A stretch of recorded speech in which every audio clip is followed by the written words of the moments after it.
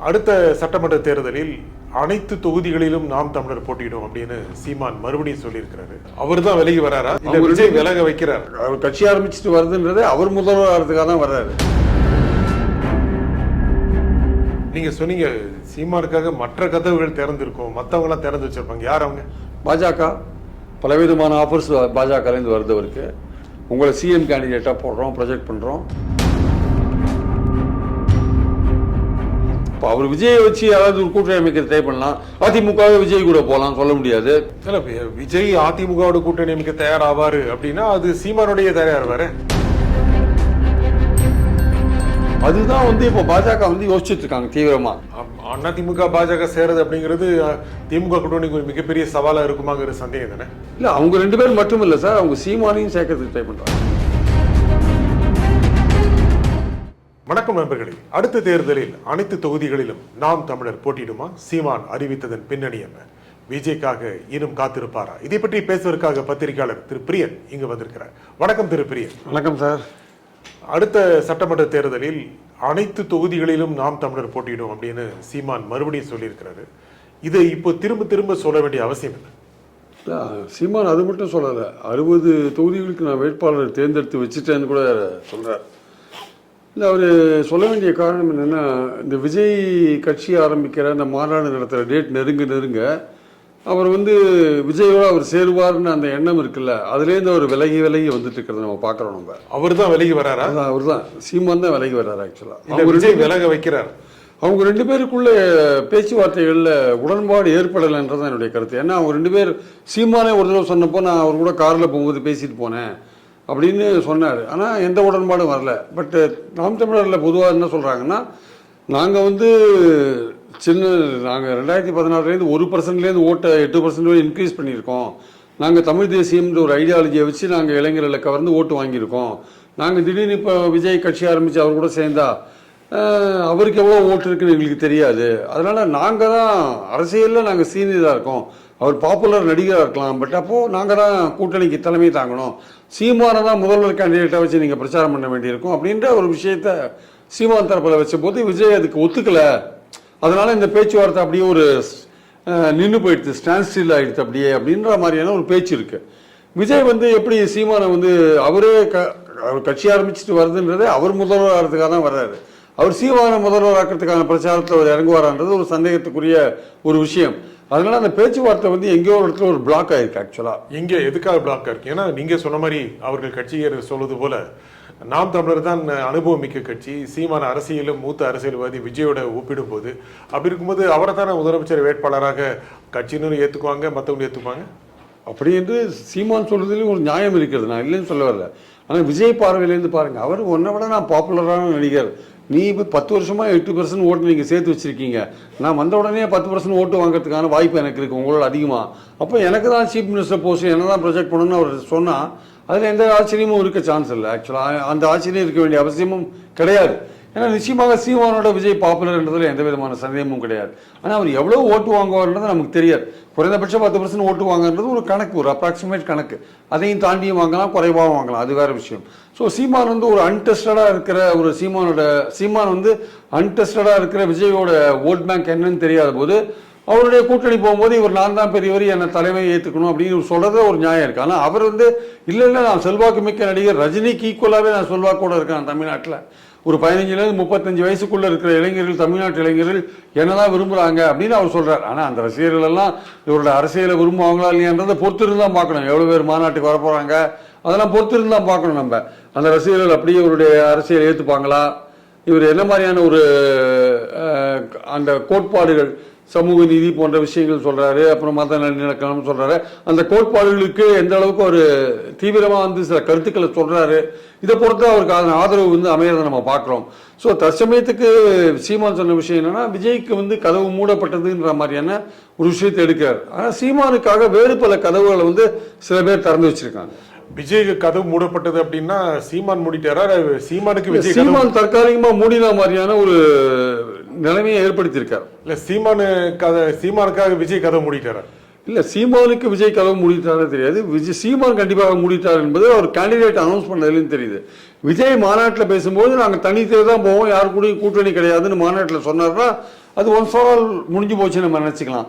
தற்சமயத்துக்கு ஒருவேளை அந்த பார்கெனிங் பவரை இன்க்ரீஸ் பண்ணல, விஜயை வந்து ஏதாவது ஒரு வழிக்கு கொண்டுறதுக்காக, அவர் கூட்டணி கொண்டுறதுக்காக, இல்லைங்க நான் ஒரு தனியாகவே போயிடுறேன் அப்படின்னு ஒரு இது காமிக்கிறாரா, ஒரு விஜயை கொஞ்சம் ஓரளவுக்கு ஒரு ப்ரெஷர் பண்ணி கொண்டலான்ற ஒரு முயற்சியில வந்து சீமான் இறங்கியிருக்காரான்னு தெரியல.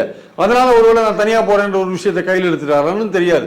ஆனால் விஜய் என்ன நினைக்கிறாருன்றத மாநாட்டில் கண்டிப்பா அவர் சொல்றதுக்கான வாய்ப்பு இருக்கு. ஏன்னா விஜய் தரப்பு ஆட்கள்லாம் பேசும்போது அவங்க ஆட்கள் என்ன சொல்றாங்கன்னா, நாங்க கட்சி ஆரம்பிச்சு அரசியலுக்கு வருது, தமிழக வெற்றி கழகம் வந்து ஒரு பிரைமரி ஃபோர்ஸா இருக்கணும். பிரைமரி ஃபோர்ஸ்னா முதன்மை சக்தியா இருக்கணும். இப்போ முதன்மை சக்தியா இருக்கிற ஒரு கட்சி, விஜய் முதன்மை சக்தியா இருக்க விரும்புறவர் எப்படி சீமானோட தலைமை அவர் ஏத்துப்பாரு ஆக்சுவலா? ஸோ அதனால பிரைமரி ஃபோர்ஸ்னு என்னைக்கு அவங்க வார்த்தையை யூஸ் பண்ணி பேசுறாங்களோ அன்னைக்கே வந்து அவங்க சீமான் தலைமை ஏத்துக்க ரெடியானு அர்த்தம். ஸோ இது கிட்டத்தட்ட வந்து பாத்தீங்கன்னா அந்த எண்ணம் வந்து சீமானுக்கும் கன்வே பண்ணப்பட்டிருக்கோம். நாங்க முதன்மை சக்தின்ட்டு. அதனால ஒருவேளை சீமான் இந்த முடிவை எடுத்தாலும் எடுத்துருக்கலாம். ஸோ விஜய் அதை ஃபர்தரா என்ன சொல்றாருன்றத மாநாட்டில் தெளிவாக தெரிஞ்சுக்கலாம் நம்ம. ஆனால் விஜய் வந்து நாங்கள் முதன்மை சக்தின்னு சொன்னதுலேருந்து சீமான் தலைமையை ஏற்றுக்க அவங்க ரெடியா இல்லைன்றதை நம்ம புரிஞ்சுக்கலாம். ஆனால் சீமான் தரப்புல விஜய்க்கு 30-40 சீட் கொடுக்க தயாராக இருந்தாங்க அப்படின்னு செய்திகள் வெளியாச்சு. இல்லை, சீட்டு ஒரு முக்கியம் இல்லை சார். அவருடைய ஓட் பேங்க் என்னன்னு தெரியாத போது நீங்கள் எவ்வளோ சீட் கொடுப்பீங்க? சரி, எனக்கு நீங்கள் 8% 16லேருந்து போட்டு 8% வாங்கியிருக்கீங்க. நாங்கள் வந்து எடுத்த உடனே 10% வாங்குற அளவில் நாங்கள் இருப்போம். நீங்கள் 40-50 சீட் கொடுத்தா எப்படி? நம்ம சரிசமமாக ஆளுக்கு 117 117 நிற்கணும் அப்படின்னு சொன்னால் என்ன பண்ணுவீங்க? ஸோ அது மாதிரிலாம் கேட்கறதுக்குரிய வாய்ப்பு இருக்கு இல்லையா? ஸோ அதனால் வந்து அதெல்லாம் வந்து அடுத்த கட்ட பேச்சுவார்த்தை. முதல்ல யார் தலைமைன்றதுலேயே அங்கே குழப்பம் இருக்குது. அந்த யார் தலைமைன்ற குழப்பம் தான் அந்த கூட்டணி சேராதபடி அந்த நிலைமையை உண்டாக்கியிருக்கு. 2 பேரும் சேராத இருக்கிறதுக்கு காரணம் தலைமை யார், அதுதான் பாயிண்ட். அந்த தலைமை யாருன்னு டிசைட் ஆச்சுன்னா கூட்டணி எண்ணிக்கையெல்லாம் ஒரு பெரிய விஷயம் கிடையாது. ஸோ தலைமையை வந்து தீர்மானிக்கணும். ஆக்சுவலாக அது தீர்மானிக்கப்படலை. அதுக்கான ப்ரெஷரை தான் வந்து சீமான் கொடுக்குறாரு. அவர் மாநாட்டில் வந்து விஜய் அதுக்கு பதில் சொல்வார் நினைக்கிறேன். நீங்கள் சொன்னீங்க சீமானுக்காக மற்ற கதவுகள் திறந்திருக்கும், மற்றவங்களாம் திறந்து வச்சிருப்பாங்க. யார் அவங்க? ஏடிஎம்கே தட்டிகிட்டே இருக்காங்க சீமான் வீட்டு கதவை போயிட்டு. ஏடிஎம்கேலேருந்து பல ஆட்கள் தட்டுறாங்க. பாஜக பலவிதமான ஆஃபர்ஸ் பாஜகலேருந்து வருது. அவருக்கு உங்களை சிஎம் கேண்டிடேட்டாக போடுறோம், ப்ரொஜெக்ட் பண்ணுறோம், நீங்கள் நில்லுங்க, நம்ம கூட்டணி அமைக்கலாம், அதிமுகவை சேர்த்துக்கலாம், எல்லாம் மற்ற எங்கள் கூட இருக்கிற பாமக தேமுதிக எல்லாரும் வருவாங்க, நீங்களே வந்து சீஃப் மினிஸ்டர் கேண்டிடேட்டாக அவங்களே ப்ரொஜெக்ட் பண்ணுறோம் அப்படின்னு. அதிமுக சேருதோ இல்லையோ, பாஜக அப்படி ஒரு ப்ராமிஸை வந்து சீமானுக்கு தள்ளுறாங்க. அவர் சீமான சீஃப் மினிஸ்டர் கேண்டிடேட்டுக்கு எடப்பாடி எப்படி ஒத்துப்பார்? ஆனால் எடப்பாடியும் சீமானும் சேர்ந்தாங்கன்னா யார் சீஃப் மினிஸ்டர் கேண்டிடேட்னா எடப்பாடி பெரிய கட்சியாக இருக்கார், அதிகமாக ஓட்டு வச்சிருக்கார், சரி நீங்கள் சீஃப் மினிஸ்டர் கேண்டிடேட்டாக இருங்கன்னு கூட சீமான் சொல்லலாம். ஆனால் அதிமுகவோட சேர்ந்தா சீமானுடைய பேர் கெட்டு போயிடும்ல. நீங்கள் ஊழல் கட்சி அது இதுன்னு நீங்கள் விமர்சனம் பண்ணிட்டு கடைசியில் அது கூடயே சேர்ந்தா என்ன ஆகுது? அப்போ உங்கள் கூட இருக்கணும்னு ஏற்கனவே உங்கள் கிட்ட இருக்கிற இளைஞர்கள் ஒரு 3-4% விஜய்கிட்ட போகிறதுக்கான வாய்ப்பு இருக்கு. நீங்க இந்த மாதிரி அதிமுகவோட சேர்ற முடிவெடுத்திக்க வச்சுக்கோங்க, அது வந்து உங்களுக்கு இன்னும் உங்ககிட்ட இருந்து இளைஞர்களை கொண்டு போயிடும் விஜய் கட்சிக்கு. அதே மாதிரி நீங்க பாஜக சேர்ந்தீங்க வச்சுக்கோங்க, நீங்க இதுவரையும் நீங்க பாஜக எதிர்ப்பு நிலை எடுத்தீங்க, அதனால கூட பல இளைஞர்கள் உங்ககிட்ட இருக்கலாம். அவங்க பிரிஞ்சு விஜய் எதிர்ப்பு நிலை எடுத்தாருன்னா அங்க போயிடுவாங்க ஆக்சுவலா. ஸோ அதனால சீமானுக்கு வந்து ஒரு எக்கச்சக்கமான பொசிஷன். அவருக்கு என்ன பிரச்சனைன்னா, அவங்க கட்சியில் இருக்கிறவங்களே நம்ம எப்படி சும்மா ஒவ்வொரு தேர்தலையும் போட்டி போட்டுனே இருக்கிறது, நமக்கு எப்பதான் அதிகாரத்துக்குள்ள போறது அப்படின்னு எண்ணம் அவங்களுக்கு பல பேருக்கு வந்திருக்கு. அப்போ இந்த வாட்டி ஏதாவது கூட்டணி சேர்ந்தாதான் நம்ம உள்ள போக முடியும் அவங்க நினைக்கிறாங்க. ஸோ அதுலயும் வந்து இவர் காம்ப்ரமைஸ் பண்ண வேண்டியதா இருக்கு. இப்ப தனித்து போட்டி அப்படின்னு சொல்லிட்டாரு இல்லையா, இது வந்து அந்த கட்சிக்குள்ளேயே இருக்கிற பல பேர் தனிப்பட்ட முறையில் பேசும்போது எவ்வளவு நாள் சார் இப்படி தனியா போட்டி போட்டு இருக்கிறது? சீமானுக்கு கவலை இல்லை, பட் நாங்கள்லாம் உழைக்கிறோம்ல, ஏதோ ஒரு பதவி பொறுப்பு எங்களுக்கு வேணுமா இல்லையா? யாருக்காவது ஒரு 10 எம்எல்ஏ வாய்ப்பு கிடைச்சாதான் மக்களுக்கு நன்மை செய்ய முடியும். நம்ம பேசிட்டே இருந்தா என்ன அர்த்தம்? பேசிட்டே இருந்தா ஐடியாலஜி எவ்வளவு நாள் தான் பேசிட்டு இருக்கிறது அப்படின்ற ஒரு எண்ணமும் அந்த கட்சிக்குள்ள இருக்கு. இதை சீமான் மறுக்கக்கூடும். ஆனா அவர் கீழே இருக்க ஆள்கிட்டெல்லாம் பேசணும், தமிழ்ல பேசினா அவங்க சொல்லுவாங்க. அவர் 26 சீமானுக்கு இலக்கு இல்லையா, 31 தானே அவருக்கு. இந்த எலெக்ஷன்ல தனியா போனாருன்னா அவர் இந்த வாட்டி அவர் எம்எல்ஏவா உள்ள போறது கஷ்டம். அவர் வந்து ஓட்டு எடுப்பார், 8% 10% கூட ஆகலாம், பட் அவர் எம்எல்ஏக்கள் யாரும் உள்ள போக முடியாது. அவர் யாராவது கூட கூட்டணி சேர்ந்தாரு அப்படின்னா அது விஜய் கூடயோ இல்ல விஜய் கூட சேர்ந்தா ஃபயர் டேமேஜ் ஆகாது. இவருடைய இளைஞர்கள் ஓட் பேங்க் கொஞ்சம் அந்த சைடு போறதுக்கான வாய்ப்பு இருக்கு. இருந்தாலும் ஒரே அணியில் இருந்ததுனால சமாளிக்கலாம். அதிமுகவோட சேர்ந்தா ஊழல் கட்சி அது இதுன்னு ஒரு பிரச்சனை வரும், கெட்டு போகும். எடப்பாடியை நீங்க சீஃப் மினிஸ்டர் கேண்டிடேட்டா எடுத்துக்கணும். பாஜகவோட சேர்ந்தா நீங்க எதிர்ப்பு நிலையில் எத்தனை நாள் இருக்கீங்க, திடீர்னு போய் மோடியை ஆதரிச்சீங்கன்னா, மோடியோட சேர்ந்து பிரச்சாரம் பண்ணீங்கன்னா உங்க பேர் கெட்டு போயிடும், உங்ககிட்ட ஓட் பேங்க் போயிடும். ஸோ சீமான் வந்து ஒரு திருசங்கு சொர்க்கத்தில் இருக்கிறார் சீமான். ஆனா தெளிவா சொல்லிட்டாரு. இப்ப இது குழப்பத்தில் இருக்காருன்னு ஏன் சொல்லணும்? அவர் வெளிப்படையா சொல்லியிருக்காரு சார். பட் அவருடைய கட்சியோட நிலைமை இதுதான். அவர் கட்சியில் இருக்கிற நிலைமை அவர் கூட்டணி சேர வேண்டிய கட்டாயத்தில் இருக்காரு. பத்திரிகையாளே கேட்கிறாரு, நீங்க வாங்க உங்களுக்கு ஒரு சீட்டு தரங்கிறாரு. சொல்லலாம் சார் அவரு. பட் அவர் இந்த வாட்டி கூட்டு சேரலன்னா அவங்க கட்சியில பிரச்சனை வரும் பின்னாடி எலெக்ஷனுக்கு அப்புறம். என்ன பிரச்சனை? ஏற்கனவே இருக்கு கட்சி. விஜய் கட்சி ஆரம்பிச்சாருன்னா அவர் கட்சியில போய் சேருவாங்க. இளைஞர்கள் அங்க போயிடுவாங்க. ஏன் சீமானுக்கான டெடிகேட்டட் இளைஞர்கள் இருக்காங்கல்ல? இருக்கலாம் சார். அவங்க இன்னொரு இங்க வாய்ப்பு இல்லைன்னா அங்க போவாங்க. அடுத்தது நீங்க எலெக்ஷன்ல நிக்கிறதுக்கு அதிகாரத்துல போறதுக்கு வழி இல்லைன்னா என்ன பண்றது?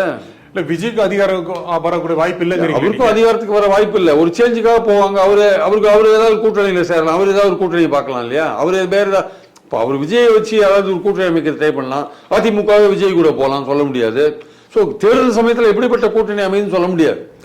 விஜய் அதிமுகவோட கூட்டணி அமைக்க தயாராவாரு அப்படின்னா அது சீமானுடைய தயாராவாரு. Correct sir. சீமானுக்கு தமிழ் ஐடியாலஜின்னு ஒரு இது இருக்கு. அவர் எடப்பாடியை வந்து சிஎம் கேண்டிடேட்டா ஏத்துக்கிறாரு. அது போனார்னா இவருடைய பேர் கெட்டு போறதுக்கான வாய்ப்பு இருக்கு. சீமான் பேர். சீமானும் விஜயும் மட்டுமே ஒரு ஐடியல் கூட்டணியா இருக்கிறதுக்கான வாய்ப்புகள் இருக்கு. சீமான் வேற யார் கூட அதிமுகவோட சேர்ந்தாலும் சரி, பாஜகவோட சேர்ந்தாலும் சரி, சீமான் வந்து விஜய் கூட சேர்றதா ஒரு ஐடியலான கூட்டணியா இருக்க முடியும். அது அதிமுகவுடைய பாஜகவுடைய ஐடியலான கூட்டணி இருக்க முடியாது. பட் பாஜகவில் வந்து அவர் சீஃப் மினிஸ்டர் கேண்டிடேட்டா உங்களுக்கு நாங்கள் வச்சு பிரச்சாரம் பண்றோம், உங்களுக்கு தேவையான எல்லா வசதிகளும் நாங்கள் செஞ்சு தரோம்னு அவங்க சொல்றாங்க. பட் இதுவரையும் சீமான் அதுக்கு ஒத்துக்கல. ஆக்சுவலா அவங்க பயங்கர ப்ரெஷர் அப்ளை பண்றாங்க. இதுவரையும் ஒத்துக்கல. அவர் ஒத்துப்பரவாயில்லையான்றது எலெக்ஷன் போது தான் தெரியும். ஆனா சீமான் இப்ப நேரடியாக போறது பார்க்கும்போது 26 அவர் இலக்கில் 31 தான். இப்ப இருக்கிற வகையில இன்னும் 8ங்கிறது ஒரு 15% ஆக்கலாம் அப்படிங்கிற நோக்கத்து தான் இருக்கு. 8-15 ஆகிறதுக்கான வாய்ப்பே கிடையாது. 8-10 ஆகிறதுக்கான வாய்ப்பு தான் இருக்கு. 15 ஆகிறதுக்கான வாய்ப்பு எல்லாம் அவ்வளவு சீக்கிரம் வராதுங்க. ஏன்னா விஜயும் வந்துட்டாருன்னா இவருடைய ஓட்டே கொஞ்சம் போயிடுன்னு சொல்றேன். இவரோட இளைஞர்கள் இவர்கிட்ட பிரிஞ்சு விஜய்கிட்ட போறதுக்கான வாய்ப்பு இருக்கு. அதனால வந்து ஏன்னா பல விஜய் ரசிகர்கள் இவர்கிட்டயே கூட இருக்கலாம், சொல்ல முடியாது. அது பிரிஞ்சு போறதுக்கான வாய்ப்பு இருக்கு. பல விஜய் ரசிகர்கள் அதிமுக ஆளா கூட இருக்கலாம், திமுக ஆளா கூட இருக்கலாம், பாஜக பாஜகவோட ஆளா கூட இருக்கலாம். ஸோ விஜய்க்கும் வந்து ஒட்டுமொத்தமா அவர் ரசிகர்கள் எல்லாருமே பின்னாடி வந்துருவாங்கன்னு சொல்ல முடியாது. அதனால வந்து சீமானை பொறுத்த மட்டும் வந்து இப்ப சொல்லியிருக்காரே தவிர இதுவே இறுதியானது உறுதியானது நான் நம்பல. இது சப்ஜெக்ட் டு சேஞ்ச் தான் நினைக்கிறேன். ஆனா சீமா நீங்க சொன்ன மாதிரி பல கட்சிகள் ஏற்றுக்க தயாரா இருக்காங்க கூட்டணியில. 8% ஓட்டை சேர்த்து வச்சிருக்காங்க இண்டிவிஜுவலா. ஸோ அது ஒரு முக்கியமான விஷயம் இல்லையா? அதனால அதிமுக கூட நீங்க சொல்றீங்க ஆரம்பத்திலிருந்து கதை தட்டிட்டு இருக்கும். மக்களவை தேர்தல், கடந்த மக்களவை தேர்தலுக்கு முன்னாலேயே சீமான் வருவான்னு கதவை திறந்து வச்சு காத்திருந்தாங்க. நீங்களே சொன்ன மாதிரி பாரதிய ஜனதா கட்சி கூட சீமானை முதல்வர் வேட்பாளராக நிறுத்தி ஒரு பெரிய கூட்டணி அமைத்து ஸ்டாலினுக்கு எதிராக ஒரு பெரிய அணி அமைக்கலாம் அப்படிங்கிற திட்டத்தில் இருக்கிறதாக அந்த மாதிரியான ஒரு திட்டம் பாஜக இருக்கு சார். திமுகவை தோக்கடிக்கணும்னா ஒரு மெகா கூட்டணி நம்ம அமைக்கணும். ஏன்னா திமுக அணி வந்து மெகா அணியா இருக்கு. அது அவ்வளவு சீக்கிரம் வந்து அதுல இருந்து யாரும் வர்றதுக்கான வாய்ப்புகள் ரொம்ப குறைவா இருக்கிறதுனால நம்ம எதிர்க்க ஒரு மெகா கூட்டணி அமைச்சு நம்ம அதை டஃப் ஃபைட் கொடுக்கணுன்ற எண்ணம் வந்து பாஜகவுக்கு இருக்கு. அண்ணாமலை சீன்ல இல்லாத போது அதிமுகவும் பாஜகவும் நெருங்கிறதுக்கான வாய்ப்புகள் இருக்கு. ஸோ அந்த மாதிரி மெகா கூட்டணி அமைக்கலாம் அப்படின்ற ஒரு எண்ணம் அவங்களுக்கு இருக்கு. ஸோ அது வந்து சீமானையும் சேர்த்துக்கலாம் அப்படின்ற ஒரு எண்ணம் இருக்கு. முடிஞ்சா விஜயையும் கூட சேர்த்துக்கலாம். அதுல என்ன பிரச்சனைனா இவ்வளவு பேரும் சேரும்பொழுது யாரு prime minister chief minister candidate யாருன்றதான் பிரச்சனை. அப்போ அதிகமான ஓட் பர்சன்டேஜ் வச்சிருக்கிற ஏடிஎம்கே தான் சீஃப் மினிஸ்டர் கேண்டிடேட்டா இருக்கிறதுக்கான வாய்ப்பு, கூட்டணிக்கு தலைமை தாங்கிறதுக்கான வாய்ப்பு.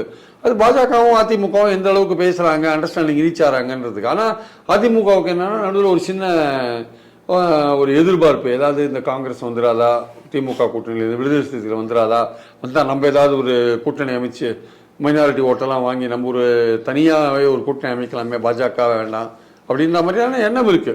அப்போ அந்த எண்ணம் வந்து பலிக்குமா இல்லையான்னு சொல்ல முடியாது. ஏன்னா அது பலிக்கிறதுக்கான வாய்ப்புகள் இன்னி வரையும் இது கிடையாது.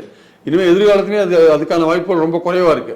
ஸோ அதிமுகவுக்கு என்ன ஆப்ஷன் இருக்குன்னு பார்த்தீங்கன்னா, ஒன்று பாஜகவோட சேர்றதுக்கான ஆப்ஷன் இருக்கு, இல்லை நாம் தமிழரோட சேர்றதுக்கான ஆப்ஷன் இருக்கு, இல்லை விஜய் கூட சேர்றதுக்கான ஆப்ஷன் இருக்கு. இதெல்லாம் வந்து விஜய் ஒத்துக்கணும். அதிமுக மேல இருக்கிற குற்றச்சாட்டுகள், ஊழல் குற்றச்சாட்டுகள், பல விஷயங்கள், அதெல்லாம் சீமானும் விஜயும் அதை ஏத்துட்டு அதை போறாங்களா?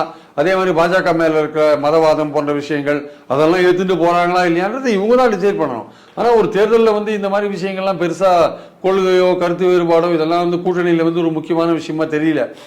யார் கூட சேர்ந்தா அவனை தோக்கடிக்க முடியும், யார் யாரோட சேர்ந்தா நம்ம ஓட்டு வரும், நமக்கு டிரான்ஸ்ஃபர் ஆகும், அந்த பாயிண்ட்ல தான் எல்லாம் ஒர்க் பண்றாங்க. ஆக்சுவலா கூட்டணி தேர்தல் முடிஞ்ச பிறகு கூட்டணிகள்லாம் தனித்தனியா போயிட்டு தனித்தனி கட்சியா போயிட்டு தேர்தலோட எல்லாம் முடிஞ்சு போச்சுன்ற லெவலில் தான் இருக்கு இங்க விஷயங்கள்லாம்.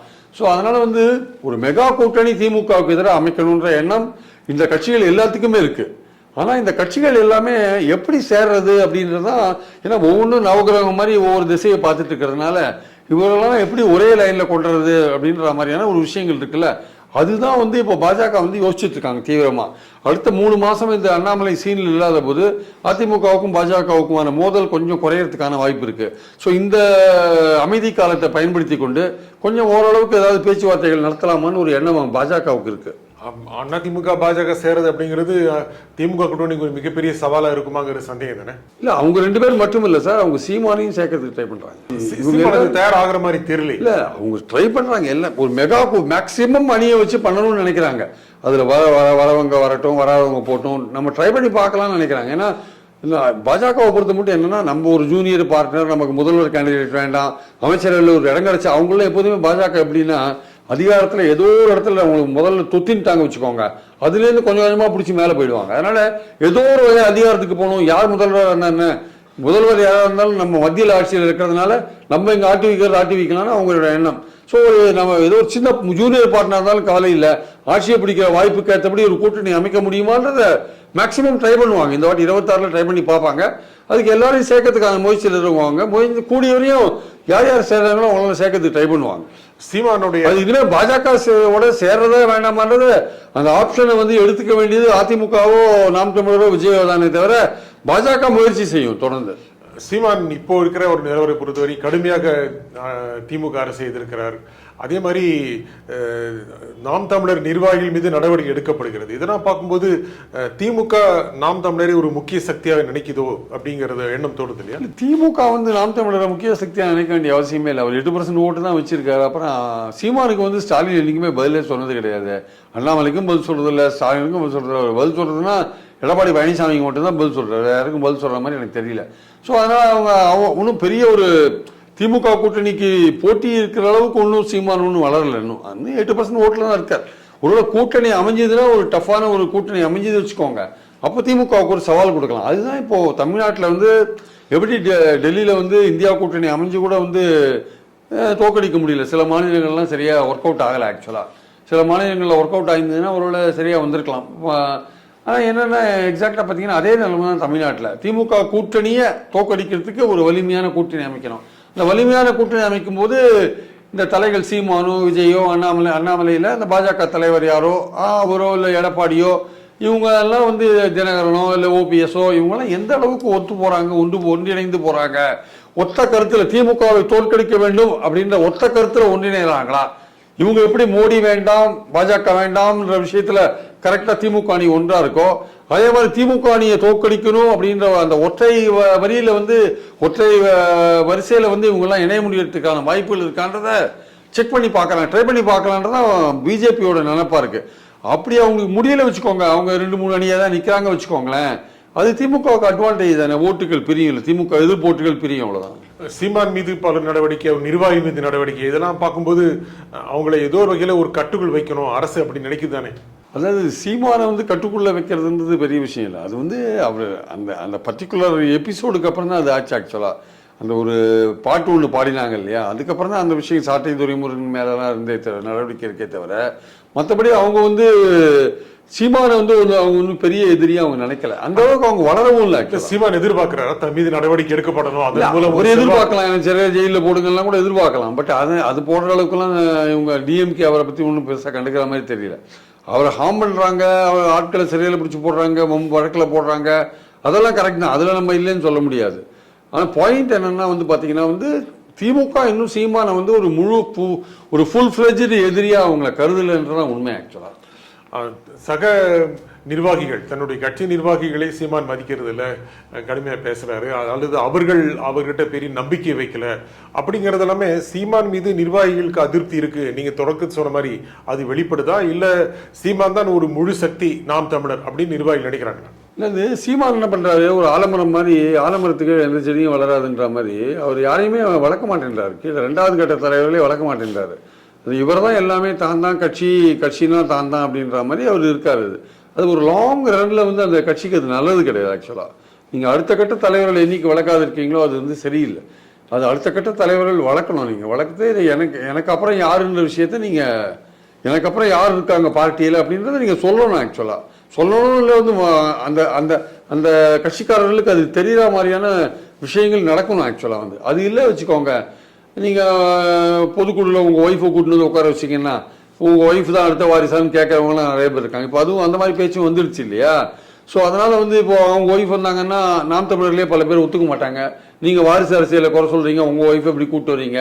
இப்போ அடுத்த எலெக்ஷனில் ஒய்ஃபுக்கு சீட் கொடுத்தாலும் வச்சுக்கோங்க, அது ஒரு பிரச்சனையை உண்டாக்கும்ல நாம் தமிழர்ல. ஏன்னா வாரிசு அரசியலை எடுத்து பேசுகிறீங்க, இங்கே வந்து வாரிசை கொண்டு உட்கார வச்சுருக்கீங்கன்னு கேட்பாங்கல்ல. ஸோ அதனால் சீமானுக்கு பொறுத்த மட்டும் சீமானுடைய அவருக்கான கூட்டணிக்கான ஆப்ஷன்ஸு, அவருடைய கட்சிக்காரங்க என்ன மாதிரி ஃபீல் பண்ணுறாங்க, அவங்க விஜய் ஆரம்பித்த பிறகு எப்படி பிஹேவ் பண்ணுவாங்க, கட்சி ஆரம்பித்த பிறகு இந்த மாதிரி விஷயங்கள்லாம் வந்து கொஞ்சம் தேர்தல் நெருங்க தான் இன்னும் கொஞ்சம் கிளாரிட்டி அதிகமாகும், தெளிவு பிறக்கும் ஆக்சுவலாக. இந்த நிகழ்ச்சியில் உங்கள் கருத்துக்களை குறிப்பிக்காக திரு பிரியன் மிக்க நன்றி. தேங்க்யூ. மீண்டும் ஒரு நிகழ்ச்சி சந்திப்போம். நன்றி, வணக்கம்.